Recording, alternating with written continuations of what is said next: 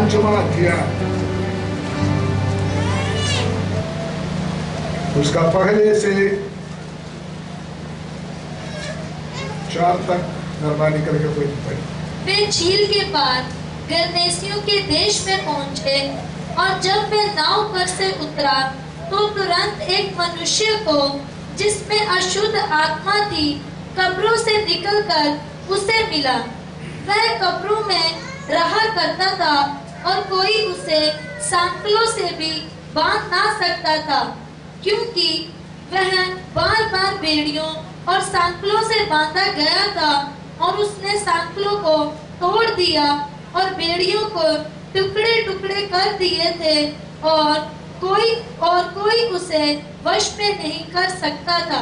आइए प्रार्थना करें। स्वर्गीय पिता, हम आपको धन्यवाद देते हैं तेरे पवित्र वचन के लिए। पवित्र आत्मा के द्वारा लिखा हुआ तेरा वचन, पवित्र आत्मा का मदद से सुनने के लिए, समझने के लिए हमको मदद करना। तेरे खुदावन वचन के खिलाफ कार्य करने वाला तमाम दुष्ट शक्ति के योजना को यीशु का नाम में हम रिब्यूक करते हैं। प्रभु आत्मा सबके जीवन में मदद सहायता करे, यीशु मसीह के पवित्र नाम से हम मांगते हैं। आज जो वचन हमने यहाँ पर पढ़ा है, हमको सबको जान पहचाने वाला एक आयत है जो हमने इधर पढ़ा। आज का मेरा सब्जेक्ट है, God will handle your problems. परमेश्वर हमारा हर एक समस्या को हैंडल कर सकता है।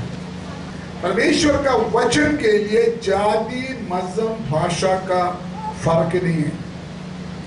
यूहन्ना के इंजील में लिखा है, जो प्रकाश यीशु मसीह के द्वारा इस धरती में आया, वो हर एक मनुष्य के लिए जगत में आया।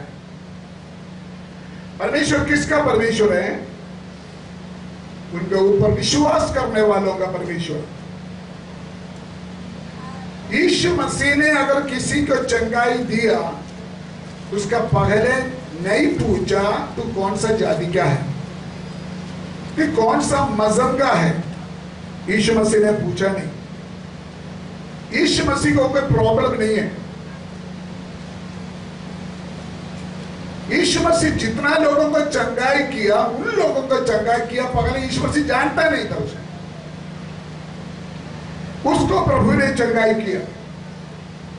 हाँ, अगर यीशु मसीह किसी को चंगाई देते हैं, इसलिए चंगाई देते हैं, बाद में आप उसका ऊपर विश्वास करें। ये जो वचन है, इसके अंदर जीवन है, जो हमें बोलते हैं। इस वचन के अंदर शक्ति है, सामर्थ्य है। ये वचन आप सुनते सुनते आपको चंगाई देगा, क्योंकि शून्य से परमेश्वर ने अपने शब्द से तमाम चीज को बुलाकर आपको अपना सामने खड़ा किया है। प्रभु का वचन में लिखा है, विश्वास सुनने से, सुनना परमेश्वर का वचन से। इसलिए ये वचन जब आप सुनेंगे, आपके अंदर विश्वास पैदा होगा। जब आपके अंदर विश्वास पैदा होगा, उस विश्वास के द्वारा आपके जीवन में मिरेकल्स और मौजे आपके जीवन में हो सकता है। अगर आप पवित्र बनना चाहते हो, वचन में यीशु मसीह ने कहा, ये वचन के द्वारा तुम पवित्र हो। इस वचन हमारे जीवन में आशीष देते हैं। यही वचन देदारी होके हमारा बीच में आया है। परमेश्वर को किसी ने नहीं देखा। वचन में लिखा है, यीशु मसीह के द्वारा परमेश्वर ने अपने आप को इस धरती को प्रकट किया है। मेरे सब्जेक्ट में मैं वापस आने के लिए चाहता हूं। जो मरकुस का इंजील 5वां अध्याय हमने पढ़ा, यहां पर हम देखते हैं मरकुस 5वां अध्याय में 43 आयत है, 43 है ना, 43 आयत है। इस एक ही अध्याय में 3 मौजा है, 3 अद्भुत काम है यीशु मसीह का, 3 मिरेकल्स है। ये तीनों मिरेकल्स इंसान की बस की बात नहीं था। वो ध्यान से सुनिए। हम कभी कभी एक दूसरे को बोलते ना, ये मेरे बस की बात नहीं है। हम बोलते ना, ये फलाना डॉक्टर की बस की बात नहीं है। हम बोलते ना, ये माँ बाप की बस की बात नहीं है।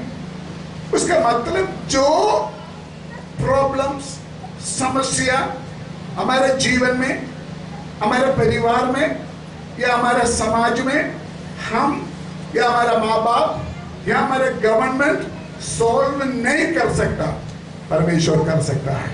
कितने लोग विश्वास करते? ताली बजाकर परमेश्वर को धन्यवाद करें। 3 मिरेकल्स इस अध्याय में है। थोड़ा हिंट देकर मैं एक में वापस आना चाहते हैं। नंबर 1 मिरेकल, एक व्यक्ति, उसका ऊपर कितना दुष्टात्मा पता? 6000। एक व्यक्ति के ऊपर 6000 दुष्टात्मा संगली से बांधा हुआ है। किसी शेल के अंदर उसको बंद नहीं कर सकता, तोड़ेंगे, और कोई भी उसको हैंडल नहीं कर सकता, कोई भी उस व्यक्ति को कंट्रोल नहीं कर सकता।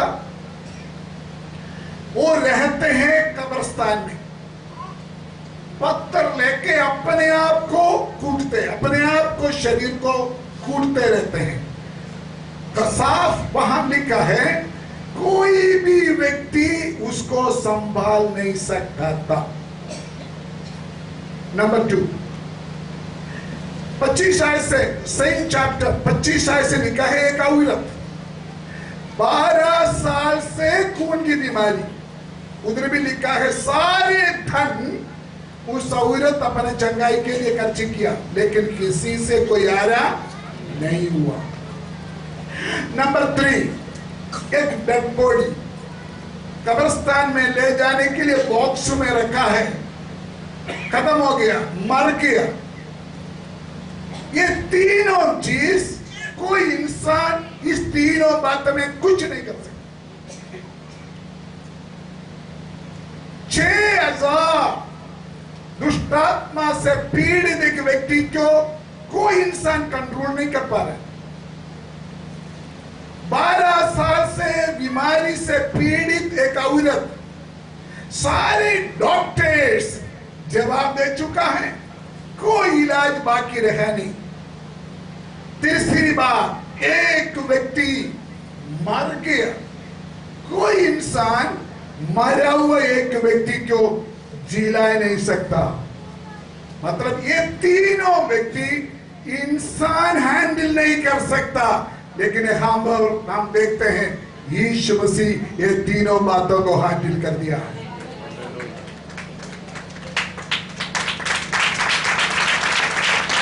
हालेलुया। विश्वासी लोगों से मेरा प्रार्थना है, आप प्रार्थना में बैठिए।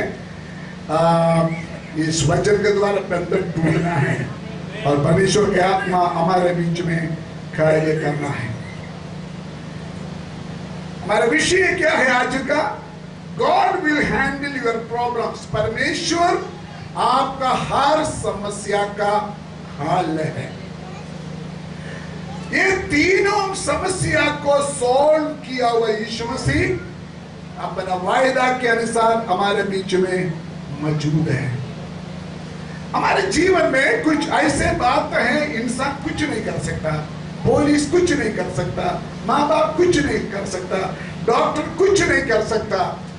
हालेलुया।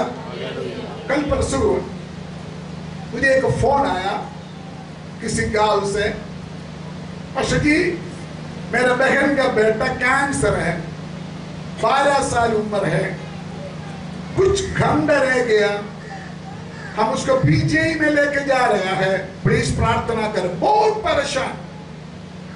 उसका भी नाम साम है। साम, फिक्र ना करो, हम आपके लिए प्रार्थना करें। सारे जलंधर का डॉक्टर जवाब दे दिया, पीजीआई में हम फटाफट लेके जा रहे हैं।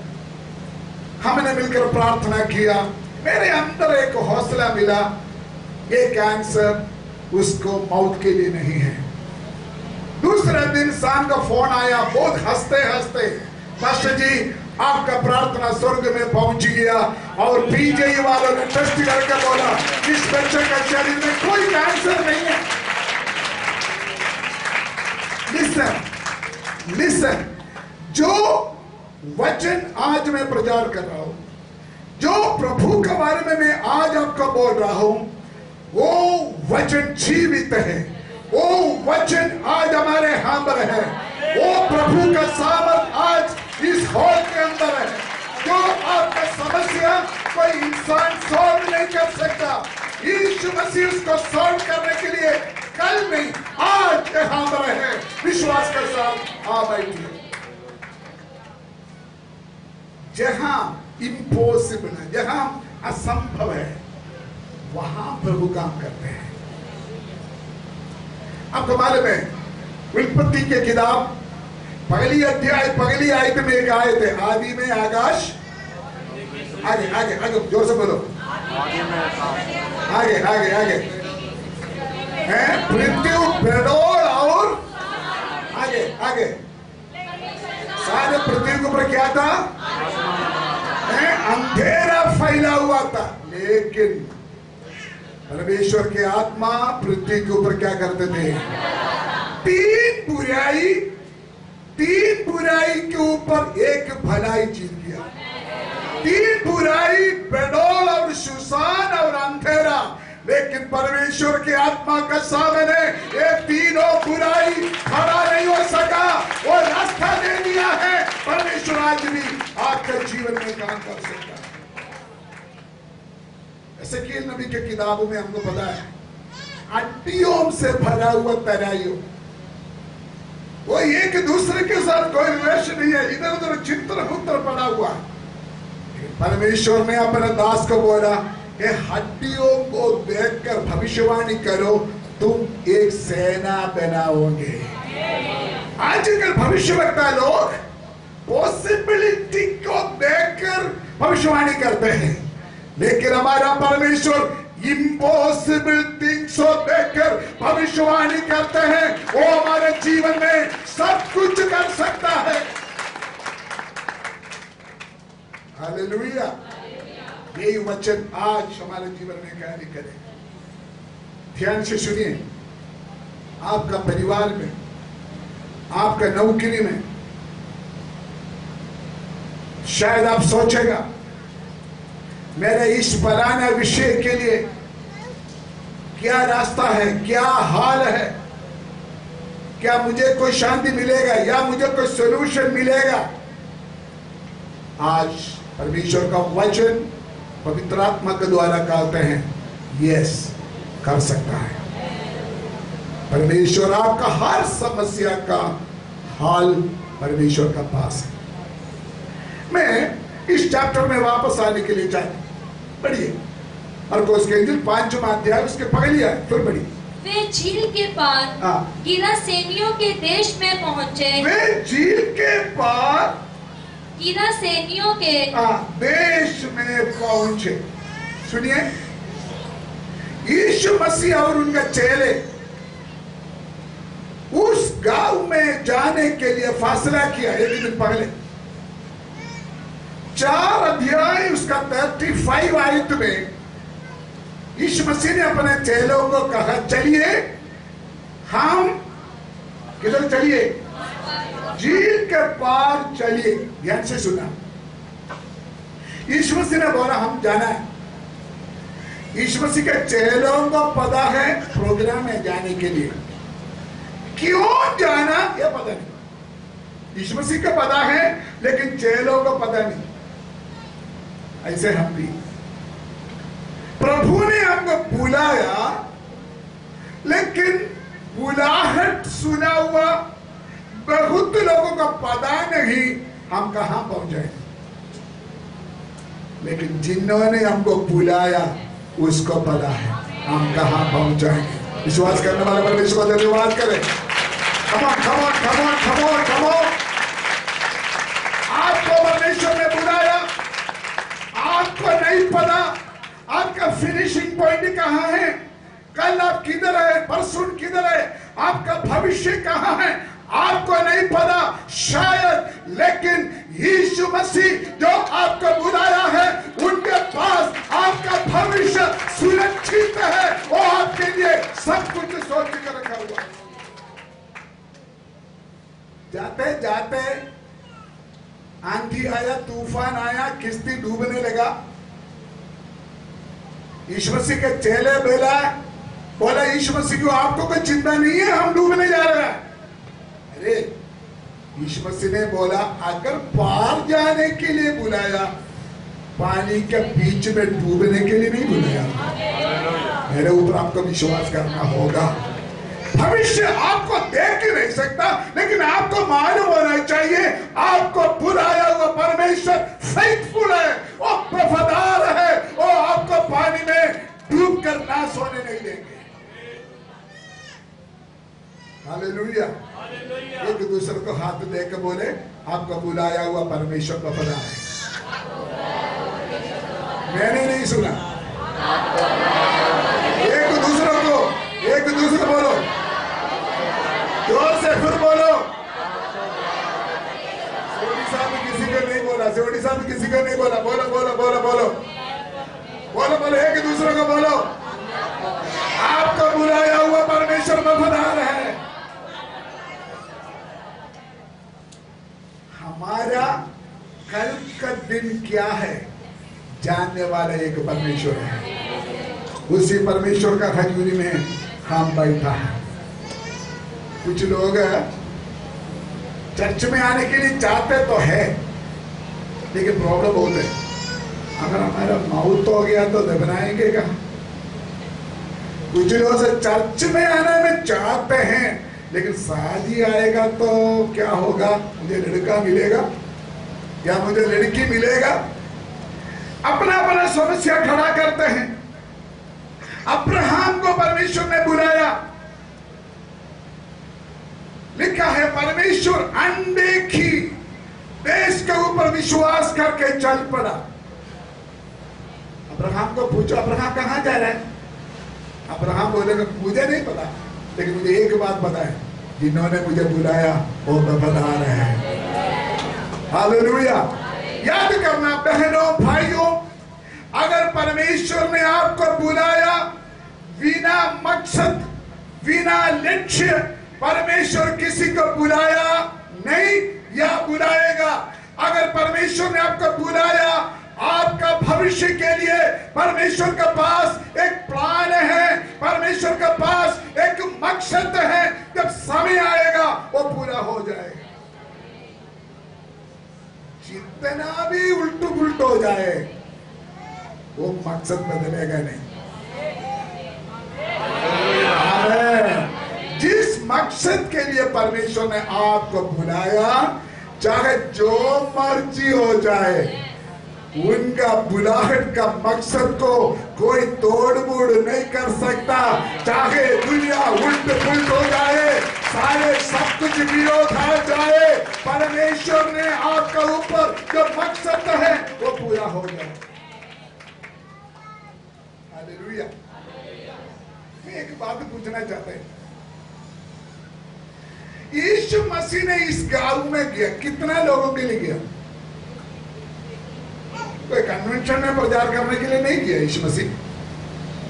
कोई क्रूसेड में प्रचार करने के लिए नहीं गया।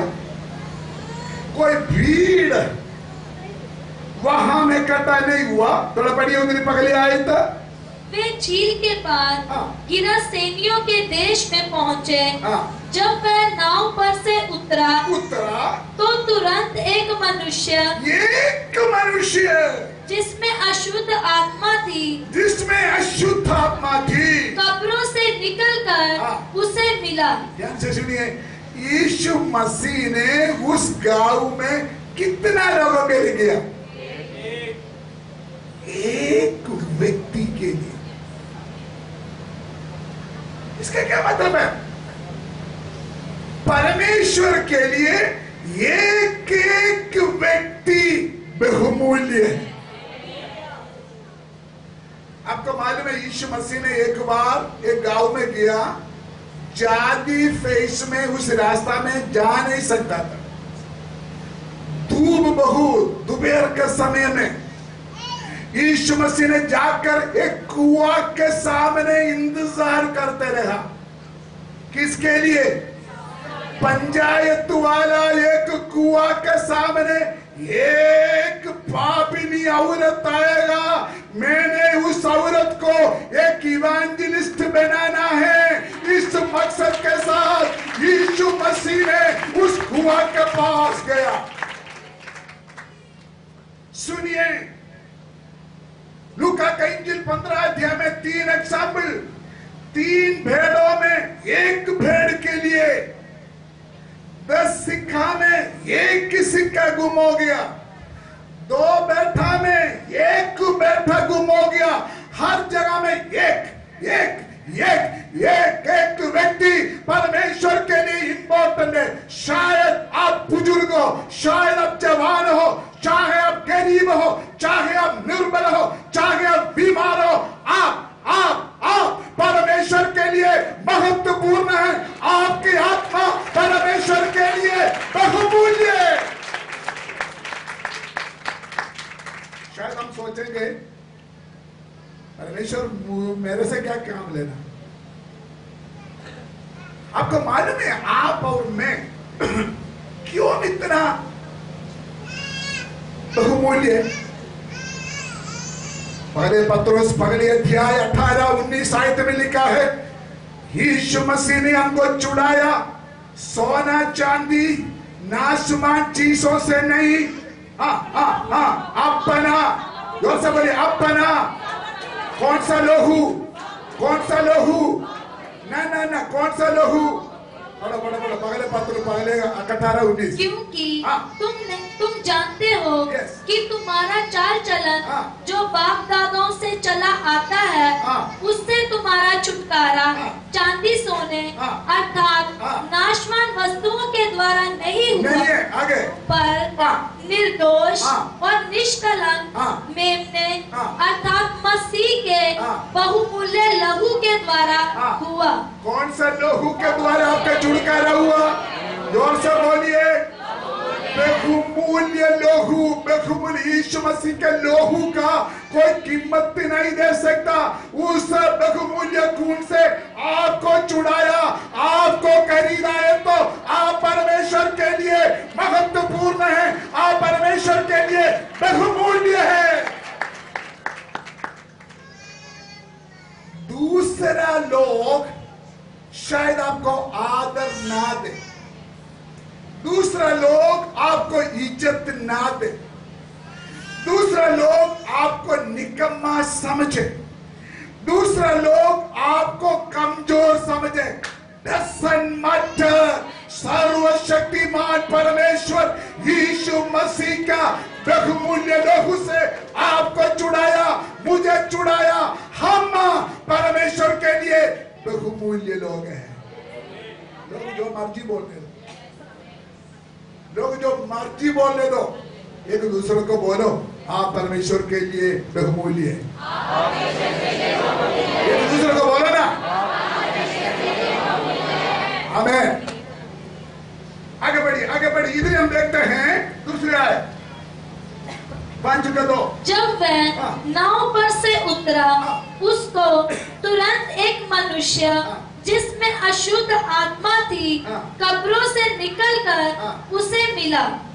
एक मिनट ध्यान से सुनिए। एक सवाल मैं आपको पूछना चाहता। यीशु मसीह किश्ती से उतरा, कौन उसको सबसे पहले मिला?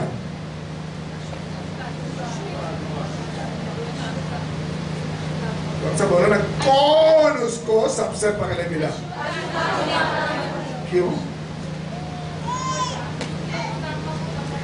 जिसके लिए यीशु मसीह गया वो नहीं मिला यीशु मसीह को पहले। जो यीशु मसीह का इंतजार करते थे वो यीशु मसीह को मिला सबसे पहले। कौन था उसको इंतजार करते थे? कौन इंतजार करते? मैं आपको बात बताते। मैं आपको बोलते हैं मैं कल 9 बजे आपके घर में आना, तो आप क्या करेंगे? इलायची वाला चाय वाला तैयार करेंगे, सारे रेडी कर, मेरे पास जी आ रहा है। जब मेरा कार आपका गेट के सामने खड़ा हुआ, खिड़की से मुझे देख के, मैं नहीं देखा आपको, मैं आपको मिलने के लिए आ रहा है, मैं आपको मिलने के लिए आ रहा है, मैं आपको नहीं देखा, लेकिन आप जो मुझे इंतजार करते थे, आप मुझे देखा है। इसी तरह यीशु मसीह किसको मिलने के लिए गया वो नहीं देखा यीशु मसीह को, पगले यीशु मसीह को जो दुष्टात्मा इंतजार करते थे, उन्होंने यीशु मसीह को सबसे पहले आकर उनका पैर पर गिरा। हालेलुया। एक बाप का 2 बेटा, कौन सा बेटा है? जाड़ू पुत्र, वो सोचा मैंने शुरू का खाना खाकर ताकिया मैं घर में जाऊं। तो मैं एक सवाल पूछना चाहते, पगले किसने देखा? पुत्र ने देखा या बाप ने देखा? बाप ने देखा मेरा पुत्र दूर से आ रहा है, वो दौड़ कर आकर उस बेटा को मिला है। उधर लिखा है, ध्यान से पढ़ना घर में जाकर, यीशु मसीह इस दुष्टात्मा को डांटा या नहीं डांटा? यीशु मसीह दुष्टात्मा को डांटा या नहीं डांटा? 5 के 8 पढ़ो। क्योंकि उसने उससे कहा था, हे अशुद्ध आत्मा, इस मनुष्य में से निकल आ। ये कब हुआ? यीशु मसीह के पास दुष्टात्मा जब मिलने के लिए गया, तब यीशु मसीह ने उसको डांटा नहीं। उससे पहले यीशु मसीह ने ऑर्डर दिया था उस आदमी के शरीर से चले जाए। आमीन। पहले जब यीशु मसीह ने गया, ये दुष्टात्मा का व्यक्ति यीशु मसीह को क्या पूछा? क्या लिखा बेटा? पढ़ो। और ऊंचे शब्द से चिल्लाकर कहा, हे यीशु, परम प्रधान परमेश्वर के पुत्र, मुझे तुझसे क्या काम? आगे। मैं तुझे परमेश्वर की शपथ देता हूँ कि मुझे पीड़ा ना दे। मुझे पीड़ा ना दे। आगे उधर लिखा है, इस बंदा ने यीशु मसीह से परमिशन पूछा, मुझे तंग ना करो, हमको तंग ना करो, शूरों के ऊपर जाने के लिए मुझे क्या दे दो? परमिशन दे दो। क्या समझते हैं आप? तो आप थोड़ा बोल सकता है, यीशु मसीह ने उसको कब बोला इस शरीर से निकल जाओ? यीशु मसीह ने कब बोला इस शरीर से दुष्टात्मा निकल जाओ? यीशु मसीह अपने चेलों के साथ किश्ती में जब बैठा, तब उस दुष्टात्मा से पीड़ित व्यक्ति के अंदर यीशु मसीह एक सेवक को देखा, एक इवेंजलिस्ट को देखा। तभी यीशु मसीह ने प्लान बनाया, चलो को कहा उधर चलिए। जब वो चलने लगा, उस समय यीशु मसीह ने ऑर्डर दे दिया, मैं आ रहा हूं, छोड़कर चले जाओ, जाना मेरे लिए अच्छा होगा। तो आप बताइए, यीशु मसीह वहां पहुंच गया, इधर देखना सभी, यीशु मसीह किनारे पर पहुंच गया, ये दुष्टात्मा को कैसे पता चला ये यीशु मसीह है? बोलो, बोलता नहीं। हमसे ज्यादा परमेश्वर का प्रेजेंस, परमेश्वर का हाजिरी को दुष्टात्मा जानते हैं। हालेलुया। शैतान को पता है परमेश्वर का हाजिरी किधर है। आपको मालूम है, हमारा हमारा आराधना में भी जब प्रचार करते समय, गीत गाते समय दुष्टात्मा खेलना शुरू हो जाते। पता क्यों? दुष्टात्मा परमेश्वर का हजूरी क्यों फील करते हैं। ध्यान से सुनना, जब हम गीत गाते हैं, जब हम प्रार्थना करते हैं, जब हम अन्य भाषा बोलते हैं, जब हम आराधना करते हैं, जो चीज हमारा आंखों से देख ही नहीं सकता, ऐसे कोई बात हमारे बीच में होते हैं। आपको मालूम है जेरिको दीवार गिराया गया, कितना दिन घुमा था? 7 दिन।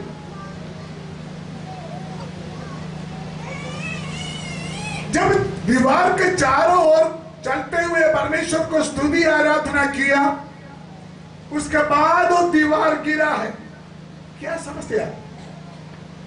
जब परमेश्वर का लोग परमेश्वर को स्तुति करना शुरू किया, स्वर्गदूतों ने हथौड़ा मारना शुरू कर दिया है। हालेलुया। जब हम इस चर्च में बैठकर ताली बजाकर परमेश्वर को स्तुति करते हैं, गीत गाते, भजन गाते हैं, हमारा आंखों से देख नहीं सकता, स्वर्गदूतों का भाड़ लगाकर हमारे लिए काम करते हैं, हमारा दीवारों को तोड़ते हैं, हमारा बंधन को तोड़ते हैं, हमारा छुटकारा का काम परमेश्वर अपने आप को करते हैं। एक एग्जाम्पल बताओ। हमारे में टीवी के सामने बैठते, टीवी के सामने हमारा हाथ में की है रिमोट कंट्रोल है। जब रिमोट कंट्रोल में प्रेस करते हैं, टीवी में आज तक आ गया, सी न्यूज आ गया, तो क्या इंडिया टुडे है, इंडिया टीवी आ गया। बाकी तो मैं देखता नहीं, आपको पता होगा। मैं इधर ही बैठकर रिमोट जब प्रेस करते हैं, चैनल बदलते रहते हैं, बीच में होते की इसका बीच में रिमोट और टीवी के बीच में एक अंडे की स्पार्किंग चलते हैं। हमारा आंखों से देख नहीं सकता, लेकिन वो चीज दुष्टात्मा परखते हैं।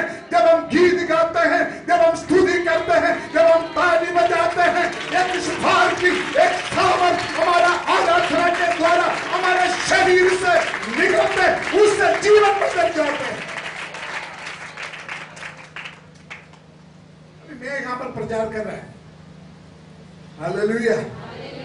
आप लोग आत्मा में स्तुति कर रहा है, आपका विश्वास होना चाहिए इसके अंदर कुछ हलचल हो रहा है। हालेलुया। इसके अंदर कोई हलचल हो रहा है। किसी को उल्टी करने के लिए दिल कर रहा है, किसी का सिर भारी हो रहा है, किसी का मन का परेशानी दूर हो रहा है। इसके अंदर एक सामर्थ, एक शक्ति, एक हमर कार्य कर रहा है। इसी तरह यीशु मसीह वहां पहुंचते ही दुष्टात्मा को मालूम हो गया परमेश्वर का पुत्र आ गया, इसलिए वो फटाफट उधर पहुंच गया। हालेलुया। आपको मालूम है, ध्यान से देखना, आपको मालूम है यीशु मसीह का चेला उस समुद्र में कितना साल का एक्सपीरियंस होगा? कम से कम 30 साल का। कम से कम 30 साल यीशु मसीह का चेला वहां समुद्र में काम करते। कुछ लोग मछली पकड़ने वाला था, शायद उन्होंने यीशु मसीह को बोला होगा, प्रभु जी हमारे इतना लंबा साल में कभी भी हमने इसी तरह लहरा नहीं देखा, हमने इतना समुद्र में आंधी नहीं देखा। आप बोल सकते हैं ये समुद्र में ये हलचल हुआ कैसे? तो दिमाग इस्तेमाल करो।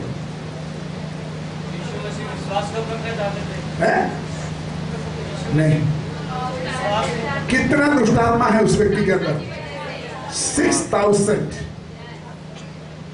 6,000 दुष्टात्मा को मालूम है उसको भगाने वाला परमेश्वर का पुत्र आ रहा है। उन्होंने कोशिश की, वो इधर पहुंचे ना। एक व्यक्ति को छुटकारे के लिए आ रहा है, इसलिए यीशु मसीह के आना, यीशु मसीह का चेलों का सफर रुकने के लिए समुद्र में उन्होंने हलचल शुरू कर दिया। हालेलुया। याद करना, जितना आपका जीवन में विरोध बढ़ेगा, जितना आपके जीवन में प्रॉब्लम्स बढ़ेगा, उतना आपका प्रमोशन भी बढ़ेगा। Come on, come on, come on, come on, come on। जितना आप गाली सुनेंगे, कितना निंदा सुनेंगे, कितना विरोध आपके सामने आएंगे, उससे अधिक गुना खुदा आपको ऊपर उठाने जा रहा है।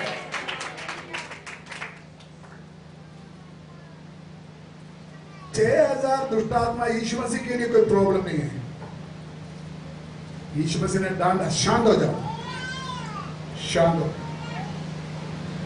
आपको मालूम है समुद्र में जो लहरें आते हैं, क्यों लहरें आते हैं? हमारे चर्च से कोई टीम गया केरला में, समुद्र में खेल के आया, दसो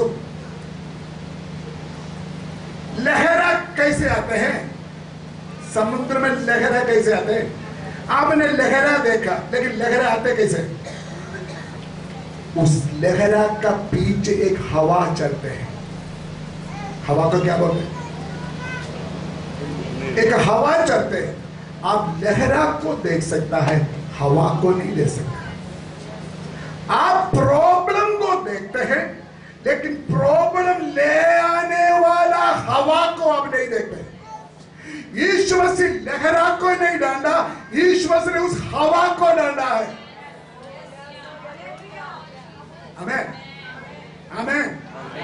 आपका घर में, आपके व्यक्तिगत जीवन में जब प्रॉब्लम आता है, वो नहीं है प्रॉब्लम, वो प्रॉब्लम ले आने वाला एक कारण उसका पीछे है। उस कारण को यीशु मसीह ने डांटा और यीशु मसीह ने रिब्यूक किया।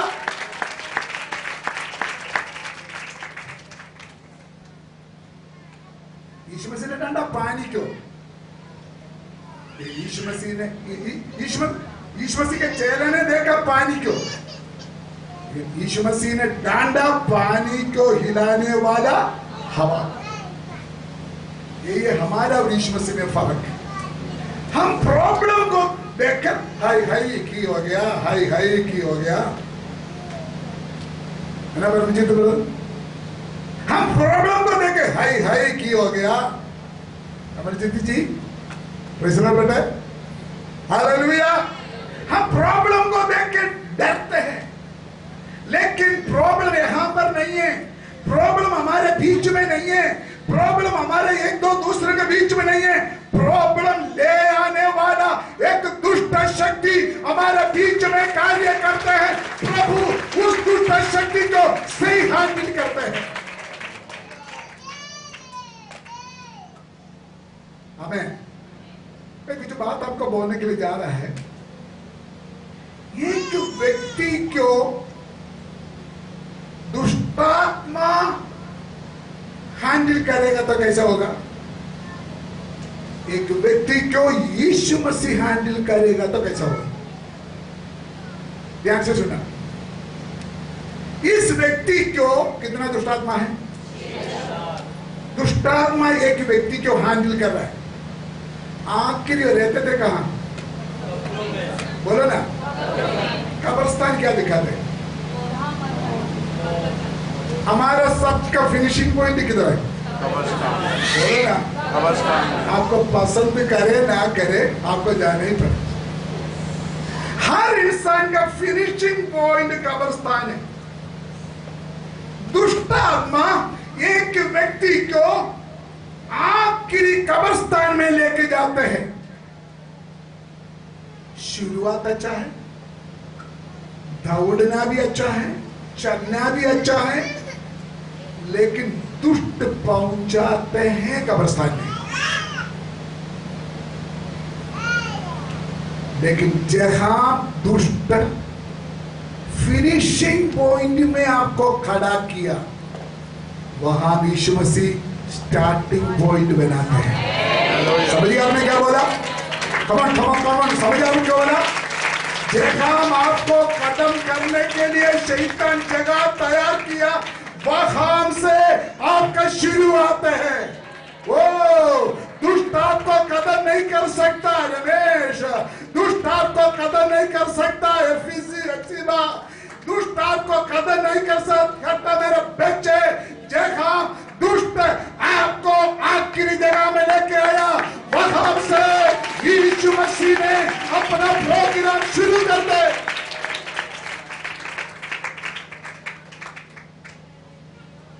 हालेलुया। इसीलिए आत्महत्या का प्रेरणा दुष्टात्मा के द्वारा होता है। हालेलुया। आपका पढ़ाई बंद किया, बीच में कदम किया, वो दुष्टात्मा का काम है। आपका बिजनेस खत्म हो गया, उसका पीछे दुष्टात्मा है। आपका परिवार टूट गया, वो दुष्टात्मा का काम है। Hello hello. जो आप चाहते थे वहां हमने पहुंचा नहीं, गलत फिनिशिंग पॉइंट में आपको पहुंचाया दुष्ट। लेकिन आज मैं उस प्रभु के बारे में आपको परिचय कराना चाहते हैं। प्रभु आज आपके जीवन में एक नया शुरुआत, एक नया स्टार्टिंग, एक नया शुभ आरंभ आपके जीवन में करना चाहते हैं। हालेलुया। यीशु मसीह ने अच्छा करते हैं, बहुत अच्छा करते हैं। यूहन्ना 10 का 10 चोर आते चोरी करने के लिए, हार्ट करने के लिए, नाश करने के लिए आते हैं। नंबर 1, दुष्ट आत्मा एक व्यक्ति को आखिरी कहां लेके जाते हैं? कब्रिस्तान। नंबर 2, दुष्ट आत्मा एक व्यक्ति को लेके जाते हैं उस घर में, और लिखा है कब्रिस्तान में क्या करते थे? चिल्लाते थे, रोते थे।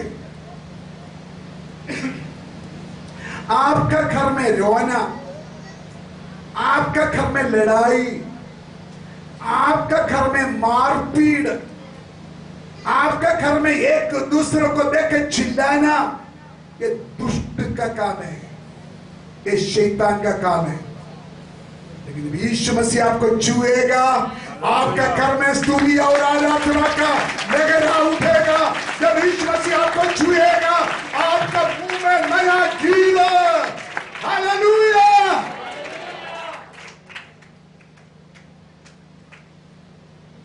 दुष्ट आपके जीवन को नशा के द्वारा, शराब के द्वारा, लड़ाई के द्वारा आपके जीवन को बर्बाद करते हैं, आपको कब्रिस्तान में लेके जाते हैं। लेकिन यीशु मसीह जब आपका जीवन को छुएगा, आपका जीवन बदल जाते हैं। नंबर 3, ये अपने आप को क्या करते थे? पत्थर से मारते थे। दुष्टात्मा एक व्यक्ति के ऊपर आए तो अपने आप को नाश करने के लिए प्रेरित हो जाते हैं। दुष्ट आत्मा एक व्यक्ति को अपने आप को मरने के लिए, खत्म करने के लिए प्रेरणा देते हैं। लेकिन यीशु मसीह आपको छुएगा तो आपको चंगाई मिलते हैं। यीशु मसीह आपको छुएगा तो आपको तंदुरुस्ती मिलते हैं। यीशु मसीह आपको छुएगा तो टूटा हुआ दिल को परमेश्वर तेल से मसा करते हैं। यीशु मसीह जब आपको छुएगा तो आपका दर्द खत्म हो जाते हैं। मुझे एक बड़ा अच्छा एक मुगाशिबा मिला, ध्यान से देना। 5 का 6 थोड़ा बढ़िए। वह यीशु को दूर ही से देखकर दौड़ा और उसे प्रणाम किया। कौन प्रणाम किया?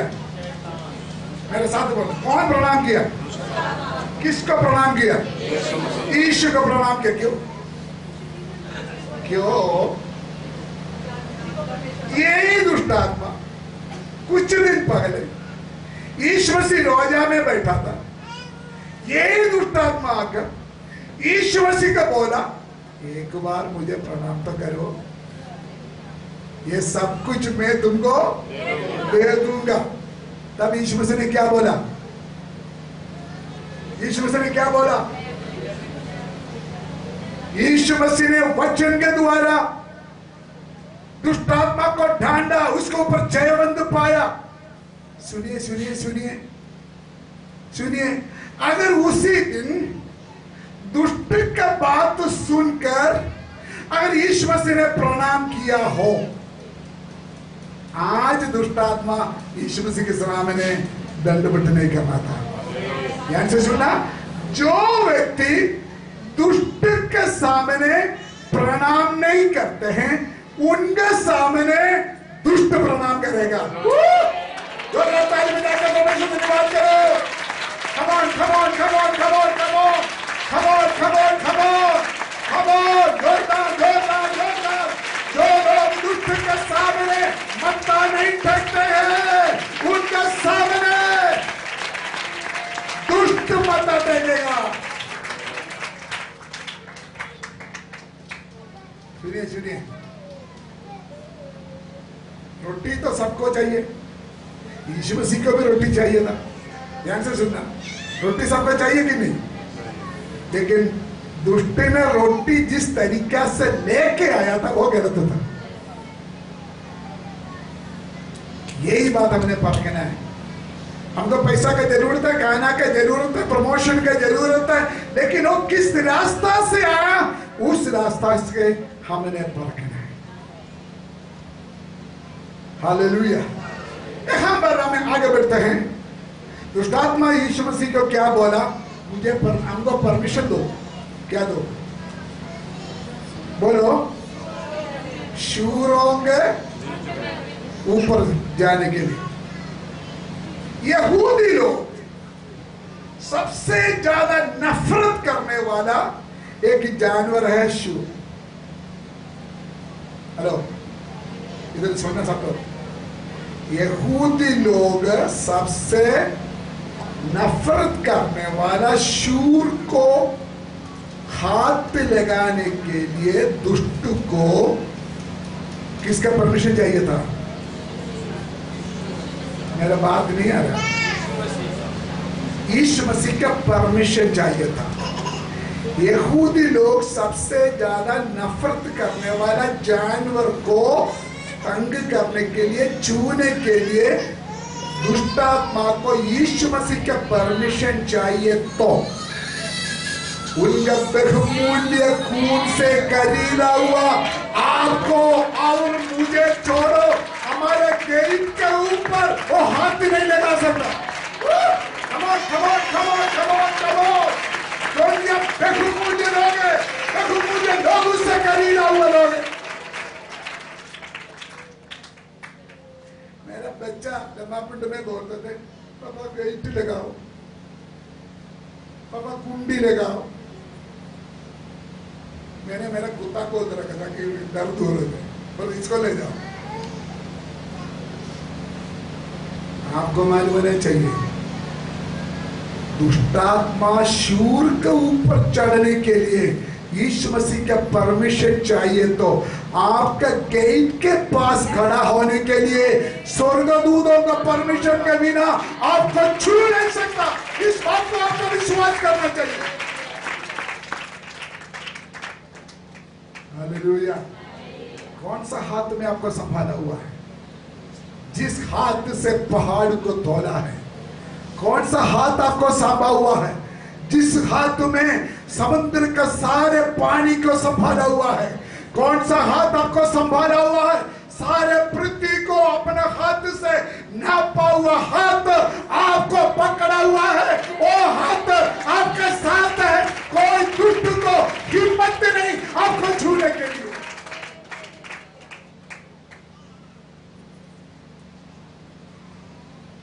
मैं इतनी कल रात सोच रहा था, और किसी जानवर के ऊपर चढ़ने के लिए यीशु मसीह ने बोला नहीं, शूर के ऊपर चढ़ने के लिए क्यों परमिशन दिया?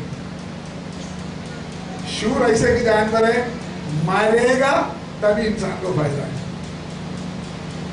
बात सच्चे की नहीं? शूर से किसी को फायदा है तो वो मारना चाहिए। अगर ऐसे देखा है तो यीशु मसीह ने जो किया है अच्छा किया। हालेलुया। लेकिन एक बात समझना, 2000 शूर से आप प्रभु के लिए कीमत है, आप प्रभु के लिए बहुमूल्य है। 2000 शूर मरेगा तो भी परमेश्वर ने अपना शक्ल और स्वरूप से बनाया हुआ आप नाश होना परमेश्वर नहीं चाहते हैं। वहां और एक भेद है। आपको मालूम है ये शूर, ये दुष्टात्मा इस पानी में डूबने के लिए परमेश्वर ने परमिशन क्या दिया? कुछ घंटे पहले इसी समुद्र में, come on, इसी समुद्र में गिराने के लिए, नाश करने के लिए ये दुष्टात्मा कोशिश किया था। वहां इसको गिराना परमेश्वर का धार्मिकता था। आपको जो लोग नाश करना चाहते हैं, जो दुष्ट आपको खत्म करना चाहते हैं, जो दुष्ट आपको बर्बाद करना चाहते हैं, उसी जगह में परमेश्वर न्याय करेगा।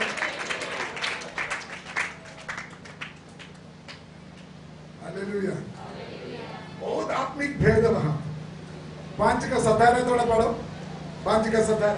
तब वे उससे विनती करके कहने लगे, हमारी सीमा से चला जा। जब शूर पानी में गिर गया, गांव वाला गिर गया, तंग ना करो, हमारा गांव छोड़कर बोलो चले जाओ। आप थोड़ा देखें ना, ये व्यक्ति 6000 दुष्टात्मा से पीड़ित रेलवे स्टेशन में सोते थे, सड़क में पड़ा रहते थे, किसी को कोई प्रॉब्लम नहीं था। लेकिन यीशु मसीह ने जब उसको आजाद किया, गांव वाला फड़क उड़ा है। आमीन। लेकिन प्रभु ने सबूत किया 2000 शूर से यीशु मसीह के लिए एक आत्मा सबसे कीमत है। हालेलुया। देशवासी गांव वालों का प्रॉब्लम क्या है? चाहे ये बंदा दुष्टात्मा से तंग होकर उधर ही पड़ा रहेगा पूरा जिंदगी, गांव वाले को कोई प्रॉब्लम नहीं है। लेकिन गांव वालों का प्रॉब्लम है, हमारा शूर क्यों मर गया? 18 ये मनुष्य यीशु मसीह से सवाल पूछता है। जब मैं नाव पर चढ़ने लगा तो वह जिसमें पहले दुष्टात्माएं थी उससे विनती करने लगा, मुझे अपने साथ रहने दे। परंतु उसने उसे आज्ञा ना दी और उससे कहा, अपने घर जाकर अपने लोगों को बता। ये इंसान चंगाई हो गया, छुटकारा हो गया। सब लोग इधर है कि नहीं? मैं इसलिए आराम से बोल रहा हूं कि आप ध्यान से समझे। छुटकारा पाने के बाद ये व्यक्ति यीशु मसीह को पास आकर बोला, प्रभु जी मैं भी आपका साथ में चलना चाहता हूँ। शायद मैं सोचता मैं भी आपका साथ प्रचार करना चाहता हूँ, मैं भी पास्टर बनना चाहता हूँ। प्रभु जी ये 12 चेलों के नहीं, मैं भी एक चेला बनना चाहते हैं। मैं भी आप जैसे चंगाई करते हैं ना, मैं भी चंगाई क्या मिनिस्टर बनना चाहता हूँ। यीशु मसीह ने क्या बोला? No no. सुनिए, अगर यीशु मसीह आपको नो करेगा तो उसका मतलब आपके लिए प्रभु ने और कुछ अच्छे चीज रखा हुआ है। यीशु मसीह क्यों बोला नहीं आना मेरे साथ, मेरे साथ नहीं चलना? यीशु मसीह ने क्या बोला? तू जाकर अपने घर में क्या करो? गवाही दे दो। आप 20 आयत पढ़ेंगे, उन्होंने पहले अपने घर में जाकर गवाही दिया और उसके बाद पूरा डेकोपली गांव में यीशु मसीह के गवाही दिया। पहले गवाही कहां शुरू होना है? बोलिए। लेकिन आजकल प्रचार लोग ऐसे नहीं है। एक बार एक हस्बैंड चर्च में आकर बड़े अच्छे गवाही दिया, तो घरवाली ने बोला, वो हस्बैंड ने गवाही देकर बैठ गया, तो घरवाली उड़ गया। तो बोलते इसका असलियत देखना तो घर में आना। सही गवाही घर में शुरू होना है,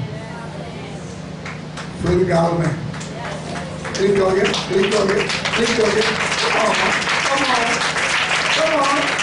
वो ताली बजाए। हालेलुया। यीशु मसीह ने बोला पाए यहूदिया में, फिर शमरिया में, फिर दुनिया के कोने कोने में। लेकिन हम चाहते हैं सारे दुनिया का कोने में चले, खाते रहने दो, वो तो लड़ाई करते रहेंगे। पगली हमारे गवाही घर में होना चाहिए। इसलिए यीशु मसीह ने बोला तू मेरे साथ ना चलोगी, तो घर में जाकर मेरे गवाही दे। मैं समाप्ति में आने के लिए चाहते हैं। दुनिया इस व्यक्ति को क्या देखा था? दुनिया उस व्यक्ति में किसको देखा था? एक पागलपन को देखा था। दुनिया इस व्यक्ति के ऊपर दुष्टात्मा को देखा था। वहां में लिखा है ये आदमी घर को बचाया, पूरा गांव को बचाया। सभी लोग इस व्यक्ति को पागल समझा, दुष्टात्मा प्रेरित समझा। लेकिन यीशु मसीह का आत्मिक आंखों से यीशु मसीह ने उस व्यक्ति के अंदर एक अच्छा मसीही सेवकों को देखा है।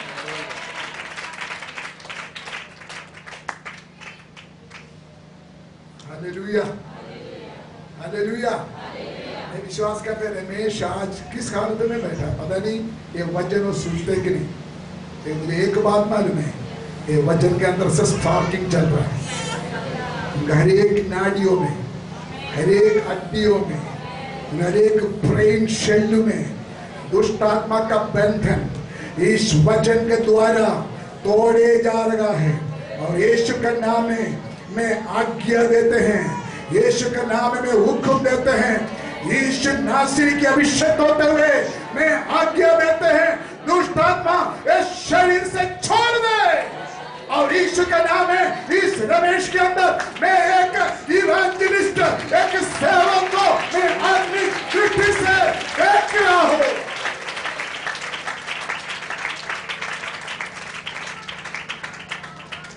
शायद उससे बेहतर नहीं था मैं भी। मुझे कोई शर्म नहीं है बोलने के लिए। मैं भी रेलवे स्टेशन में सोते थे, फुटपाथ में सोते थे। हालेलुया। रेलवे लाइन में मरने के लिए जाते थे। लेकिन प्रभु का अनुग्रह है, आज मैं जीवित वचन लेके आपका सामने खड़ा हूं। वो प्रभु कल आज हमेशा एक सा है। इधर बैठा हुआ मेरा शीश भाई बहन, दुनिया आपको और नजर से देखते हैं। जो दुनिया आपको देखते हैं, प्रभु का नजर वो नहीं है। प्रभु का नजर में आप एक बहुमूल्य है। प्रभु का नजरों में आप कीमती हैं। प्रभु का नजरों में आप आदरणीय हैं। प्रभु का नजरों में आप सामर्थ्य वाला एक सेवक है। प्रभु का नजरों में आप इज्जत वाला एक बहन है। प्रभु का नजरों में आप एक इज्जत वाला प्रभु का दासी है। बाइबल हम पढ़ते हैं, देखोपुरी गांव, इस गांव में यीशु मसीह ने कोई खास सेवा किया करके दिखाई नहीं देता। जब यीशु मसीह का हिस्ट्री पढ़ते हैं, इस गांव, इस व्यक्ति के, दुष्टात्मा से पीड़ित व्यक्ति के गांव में यीशु मसीह ने दोबारा जाकर सेवा किया करके कोई हिस्ट्री नहीं है। पता क्यों? बोलो क्यों? कोई जरूरत ही नहीं है। खुदा ने अपने जगह में एक अम्बासडर को खड़ा कर दिया। ताली बजाओ, ताली बजाओ, ताली बजाओ। आपका गांव में यीशु मसीह ने आपको खड़ा किया। आपका गांव में यीशु मसीह ने आपको नियुक्त किया। खड़ा हो जाओ, सेवा करो, लोगों को बचाओ।